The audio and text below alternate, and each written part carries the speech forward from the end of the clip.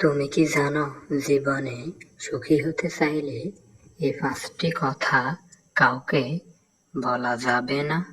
না, আমরা কেউ জানি না।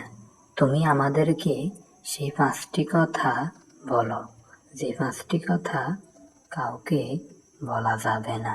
যেমন সেই 5টি কথা হলো: 1 নাম্বার, নিজের গুনাহের কথা কাউকে বলা যাবে না। 2 নাম্বার, স্বামী স্ত্রীর ভিতরের গোপন কথা কাউকে বলবেন না। 3 নাম্বার, আপনার উপার্জনের কথা কাউকে বলবেন না। 4 নাম্বার, আপনি আপনার পরিকল্পনার কথা কাউকে বলবেন না। 5 নাম্বার, আপনি নিজেকে জাহির করতে যাইবেন না বা নিজেকে জ্ঞানী হিসেবে উপস্থাপন করবেন না।